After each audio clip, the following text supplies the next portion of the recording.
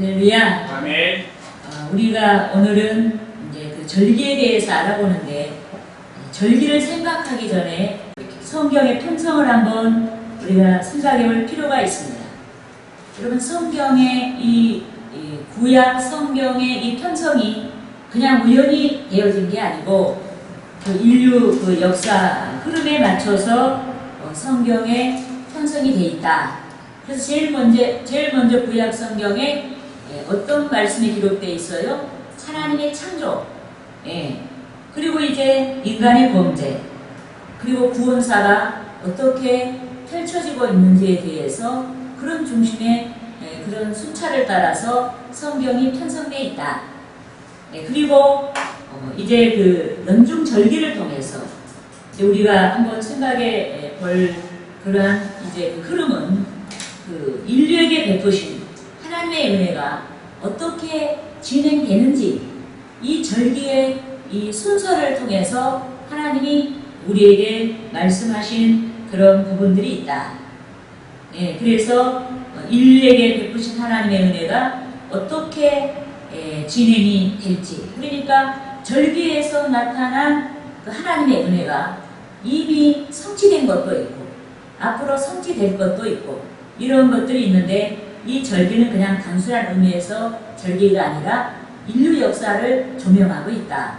그래서 우리가 절기를 잘 보게 되면은 영적인 은혜를 우리가 깨닫게 되면은 우리가 아주 거시적인 측면에서 인류 역사가 어떻게 흘러가는지, 우리가 무엇을 붙들고 살아야 될지 더 확실한 우리가 믿음을 갖게 될 줄 믿습니다. 이제 여러분, 그러면 먼저 우리가 모든 절기 중에 이제 먼저 6월절이 있어요. 그러니까 제일 먼저 성경의 첫머리에 주님의 창조 기사가 있고, 그리고 난 다음에 인간의 범죄가 있어요. 그러면은 범죄한 인간을 하나님께서 그냥 버려둔 것이 아니고 그 인간을 구원하기 위해서 하나님께서 계획을 세우시고 점진적으로 역사의 현장에 구원의 역사가 나타날 수 있도록 하나님께서 당신의 독생자 예수 그리스도를 보내신 것을 볼 수가 있습니다. 이제 인간의 범죄 가운데 하나님께서 어떻게 은혜를 베푸실지 그 구원사에 대해서 말씀을 하고 있는데, 그것이 바로 6월절 절기다. 여러분, 6월절 절기가 뭐예요? 이스라엘 백성들이 애굽에서 구원받은 사건이죠. 그러면은 이스라엘 백성들이 최종적으로 어떤 수단으로 구원을 받아요? 6월절 양의 피로 구원을 받는다. 그래서 하나님께서 한 날을 정하시고 6월절을 정하시고 그 6월절에 그런 이제 각 사람이 먹을 수 있는 그런 분량의 그 양을 잡아서 피를 흘리고 그 피를 문인방과 좌우설주에 바르게 하죠. 그런데 하나님께서는 계획이 있어서 그렇게 피를 바르게 하셨다. 그래서 그 피가 표적이 되는데, 어떤 표적이나 그 피 안에 있는 집안의 사람들은 다 하나님께서 택하신 이스라엘 백성이다. 그래서 그 피가 정말 그 표적이 되어서 그 피가 보이는 그런 집은 죽음의 천사가 지나가는 그런 이제 역사를 통해서 그 피로 인해서 이스라엘 백성들은 구원을 받고, 그 피로 인해서 피가 없는 집은 심판을 받게 되는데, 피가 없는 집이 어떤 집이에요? 바로 애굽 사람들의 집이다.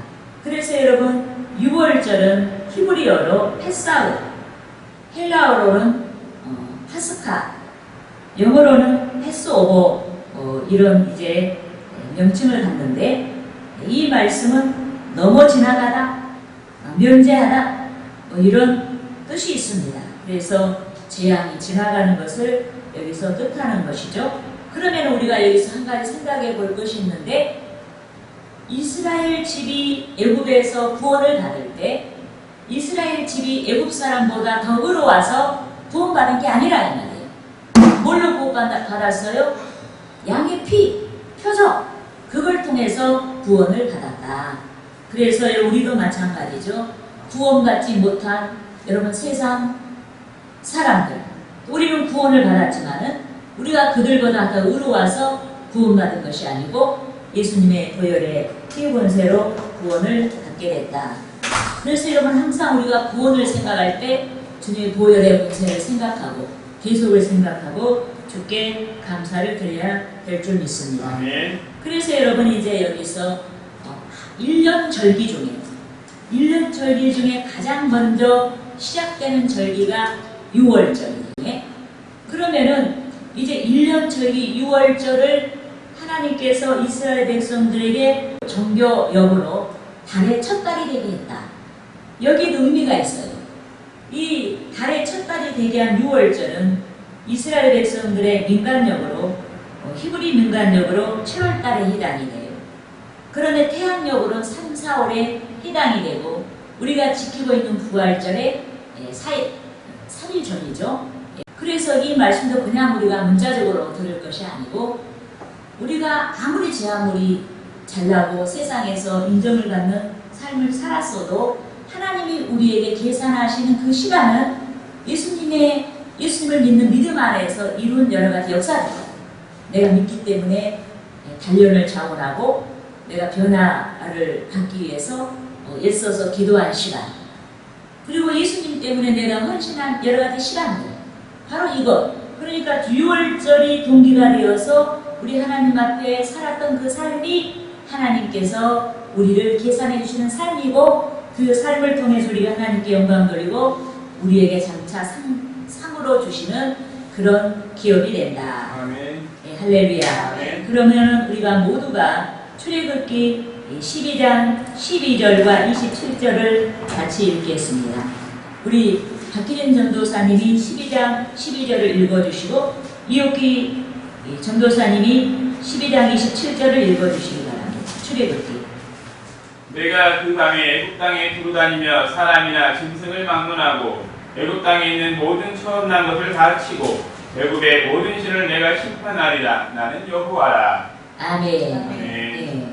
12절 27절이요. 12장. 너희는 이르기를 이는 여호와의 유월절 제사라. 여호와께서 애굽 사람에게 재앙을 내리실 때에 애굽에 있는 이스라엘 자손의 집을 넘사 우리의 집을 구원하셨느니라 하라. 구원하셨느니라 하라 하매 백성이 머리 숙여 경배하니라. 아멘. 아멘. 6월절은 그냥 지키는 게 아니에요. 철저하게 모든 제사가 준비된 제사를 우리가 드리지만은 6월절은 유난히 아주 구별해서 드린 제사였다. 그래서 6월절에 드리는 제사 중에 아주 그 핵심이 되는 준비가 뭐겠어요? 6월절 양을 준비하는 거죠. 양이라 염소 1년 된 수컷을 준비하는 건데 여기서 양이나 염소 이렇게 말씀했는데 염소는 어릴 때는 뭐 양과 염소의 구별이 없대요. 그래서 양과 염소 이렇게 하나로 이제 그 취급해서 준비하도록 했다. 그러면은 이 6월절 제사는 언제 드리냐면은 1월 14일, 그러니까 태양력 봄이죠. 1월 14일에 드려요. 근데 1월 14일에 이 어린 양이 필요한 건데 이 어린 양을 1월 10일 날 구별해요. 예, 그러니까 제사의 양을 미리 며칠 전에 구별한다 이 말이에요. 그래서 왜 구별하겠어요? 여러분, 이제 10일 날 우리가 준비해서 14일 날 드리기까지 그 양이 과연 온전한지 살피기 위해서 구별한다 이 말이에요. 예, 그래서 흠이 없고 1년 된 수컷으로 이제 해야 되는데 흠이 있으면 안 되는 거죠. 왜 이 어린 양이 제물로서 흠이 있으면 실격이 될까요? 계속을 예표하는 것이기 때문에 이 어린 양이 흠이 있으면 안 되는 거죠. 그래서 주님은 정말로 우리의 인류의 계속을 위해서 구별되신 흠이 없으신 완전하신 하나님이요 완전하신 인간으로 오셨기 때문에 예수님을 예표한 이 어린 양은 이렇게 10일 며칠 전에 4일 전에 구별이 돼서 이제 준비하는 어린 양이 됐다. 예. 그리고 이제 두 번째로 이제 4일간 이제 그러니까 10일 날 준비했다가 14일 날 이제 드리기까지 4일간 집에서 간직을 한 거죠. 그래서 4일날 집에서 간직을 할 때 어떤 상황이 벌어지겠어요? 흠이 있는지 없는지를 잘 살펴서 이제 점검하기도 하지만은 또 어떻게 했어요? 4일 동안 그 어린 양이 얼마나 이쁘게 했어요? 정이 들겠죠.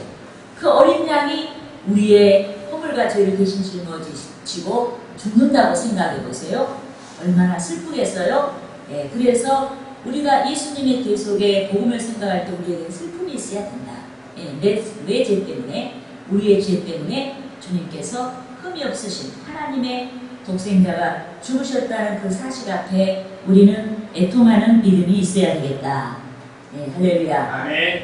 그리고 또 이제 이 사라는 이 의미가 또 아주 깊어요. 주님을 예표하는 어린 양을 10일날 구별해서 그러니까 4일 동안 4일째 되는 날 이제 잡는 거죠. 그런데 이 사라는 것은 성경적인 숫자로 어떤 영적인 의미가 있냐면은 동서사방을 가리키는, 온 세상을 가리키는 거예요. 그래서 주님이 온 세상의 대속을 위한 주님으로 오셨다. 이것을 말씀하고 있는 거죠. 그리고 또 여러분이 사라는 것은 어떤 또 뜻이 있겠어요? 예수님 공생의 기간에 나사로가 죽은 지 사흘이 됐잖아요. 근데 그 사흘 만에 예수님께서 살려주셨어요. 그래서 이 사라는 숫자는 주님의 승리와 권세도 예표된 숫자다.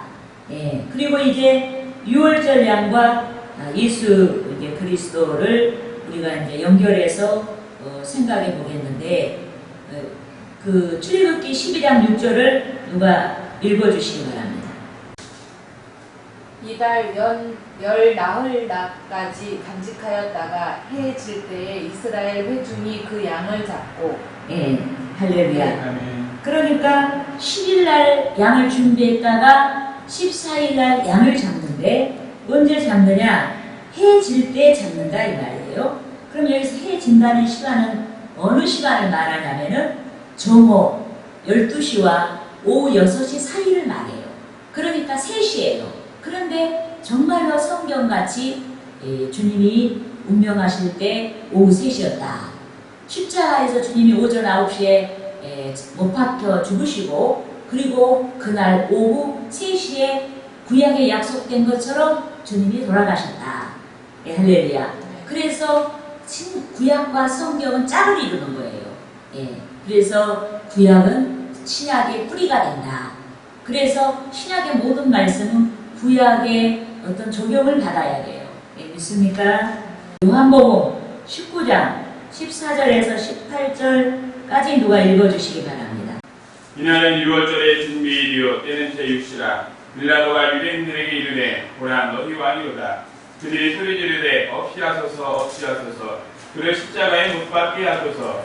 빌라도가 이르되 내가 너희 왕을 십자가에 못 박으랴. 대제사장들이 대답하되 가이사 외에는 그에게 왕이 없나이다 하니 이에 예수를 십자가에 못 박도록 그들에게 넘겨주니라. 아멘.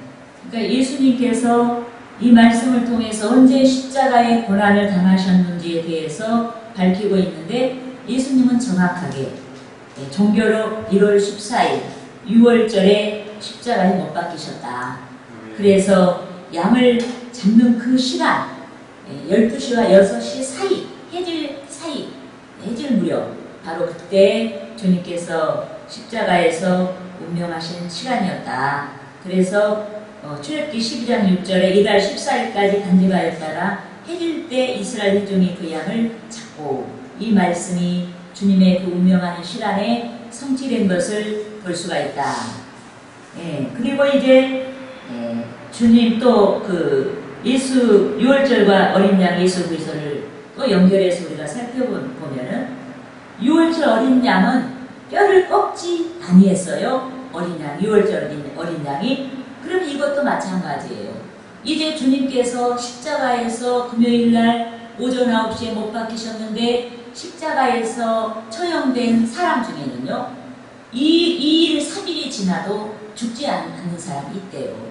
그러면은 지금 이스라엘 백성들은 주일을 지키고 있는데 바로 6월절 다음 날이 큰 안식일이에요. 그래서 그 큰 안식일에 시신을 그냥 두는 게 아니에요. 그들의 규례는. 그렇기 때문에 어서 그 시신을 정리를 해야 돼요. 근데 예수님 말고도 또 누가 못 박혔어요?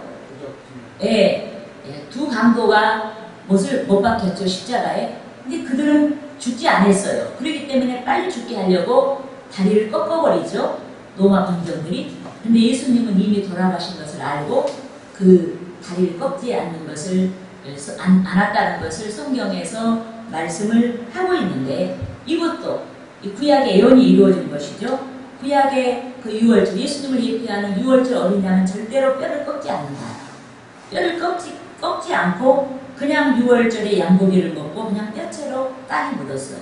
그래서 이렇게 예수님이 정말로 그 시공을 초월해서 주님이 그 예수님에 대해서 예표하신 대로 그렇게 십자가에서 돌아가신 것을 볼 수가 있다.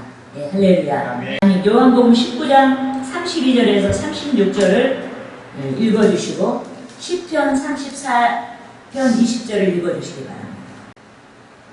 이날은 준비일이라. 유대인들은 그 안식일이 큰 날이므로 그 안식일에 시체들을 십자가에 두지 아니하려 하여 빌라도에게 그들의 다리를 꺾어 시체를 치워달라 하니, 군인들이 가서 예수와 함께 못 박힌 첫째 사람과 또 그 다른 사람의 다리를 꺾고 예수께 이르러서는 이미 죽으신 것을 보고 다리를 꺾지 아니하고 그 중 한 군인이 창으로 옆구리를 찌르니 곧 피와 물이 나오더라.